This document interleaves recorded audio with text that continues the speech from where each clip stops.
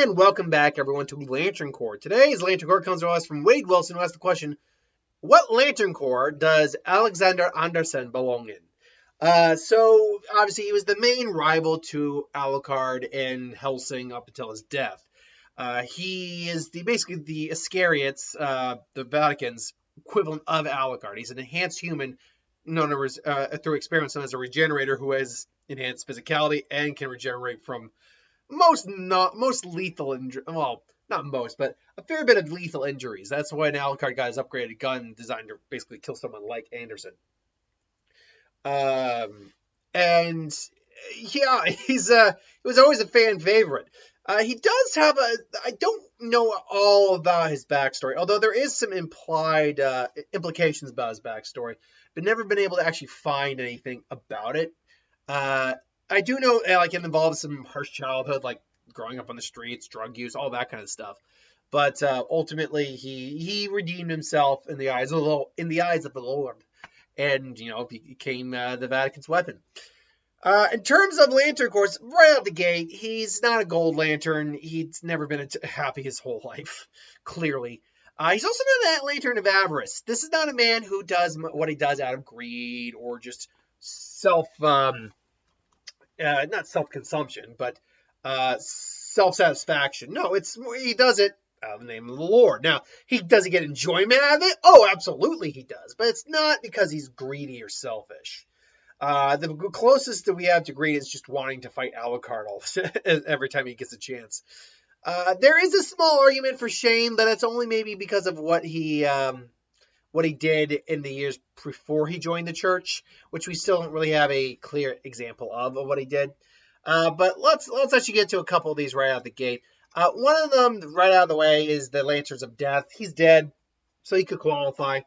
Then another one that comes up pretty easy is Green Lanterns of Will. That's a boring one, an obvious one, but it still makes sense. You have to overcome great fear and have great willpower in order to be able to become what Alexander Anderson became.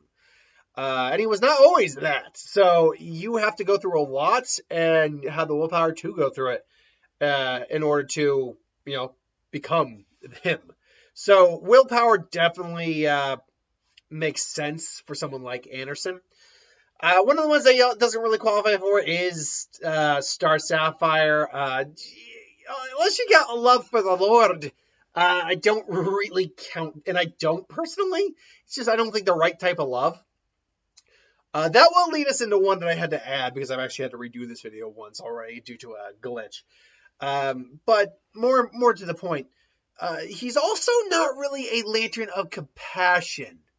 And the reason for that is it's because he's Catholic, he actually does care about people, and therefore there's compassion there. He just happens to also be kind of a psychopath as well. So it doesn't really most of the time, mind you, of the time, you have to be pretty much completely devoid of compassion. Like, you need to be like completely psychotic or a true blown killer who enjoys it. The Joker would actually make a perfect Lantern of Compassion, Indigo Lantern.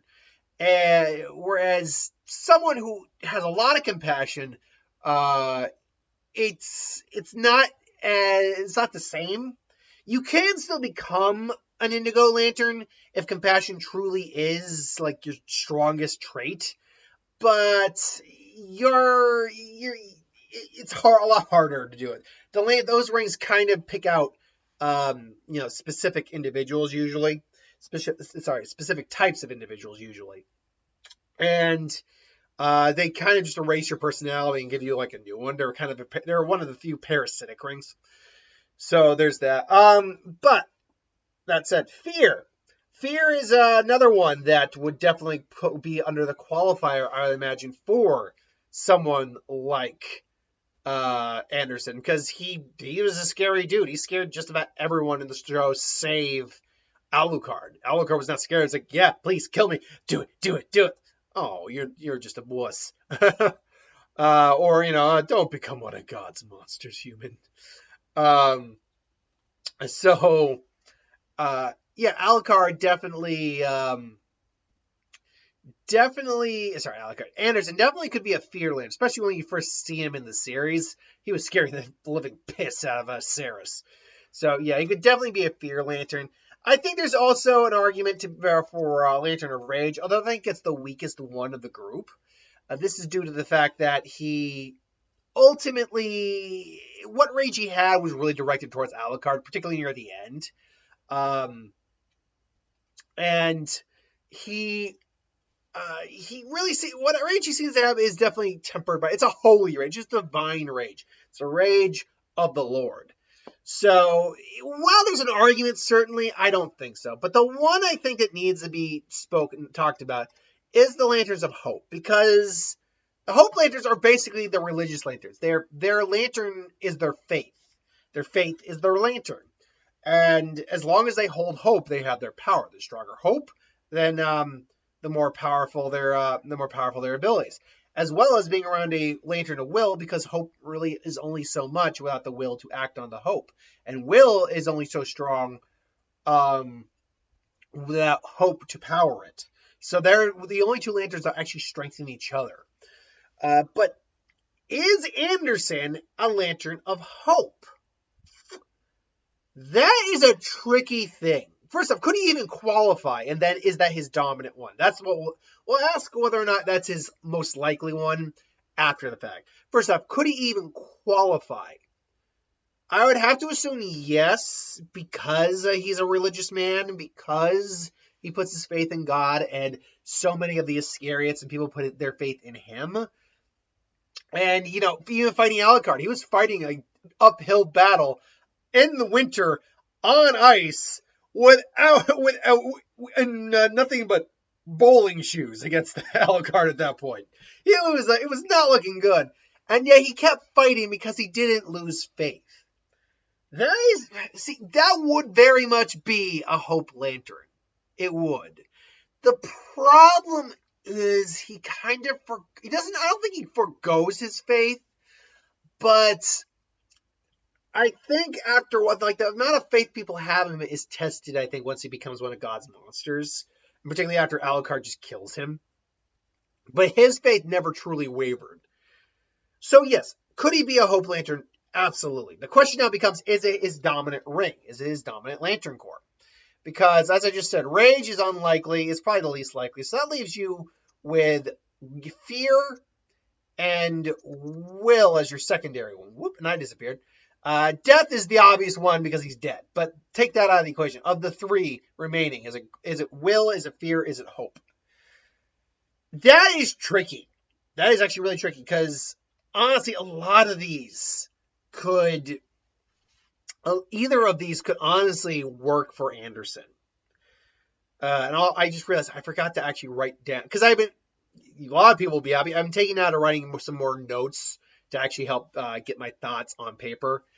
I forgot to write down which Lantern Corps I actually thought he belonged to. I wrote down the ones I think he could qualify for, not the one I think he belonged to. I will say this. I think, believe it or not, the Will is the least likely between the two. Oh, well, actually, no. I'll say this. I'll take that back. I'll say the Fear is the least likely between the three. I said two. I meant three. And this is because he did not scare every single person he met. He did not scare Alucard. And he did worry Integra. I don't think he scared Integra. And then he no longer scared Ceres Victoria after she became a vampire. The Iscariot were not actually afraid of him. He was their leader. So I think while he definitely inspired Fear, it's not his dominant trait. Which leaves us now with Will and Hope. And these are two that, because it's these final two, you could actually make an argument he could have both. Because they're the only two you could literally have both, and it works just fine.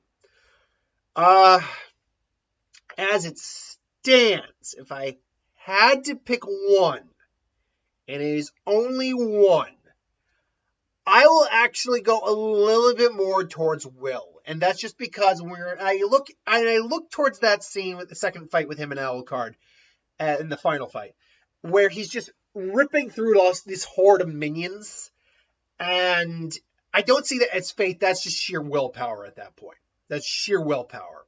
Now, don't get me wrong. His faith never wavered.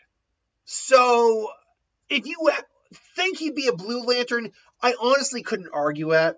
I think it really is a coin flip between Will and Hope. I think that it really is. They can be very interchangeable depending on the character.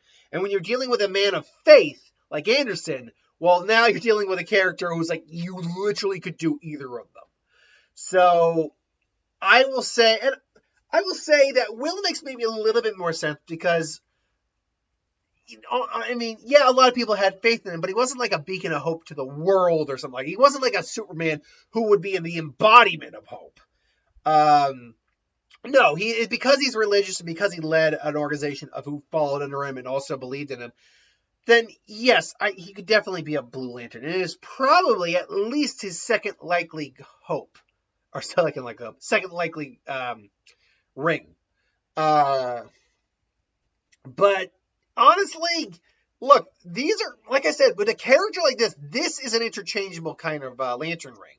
So, or two interchangeable lantern rings in this case. So I would ultimately say pick your poison on that. I will tentatively go Will, but Hope is just is very quickly following that.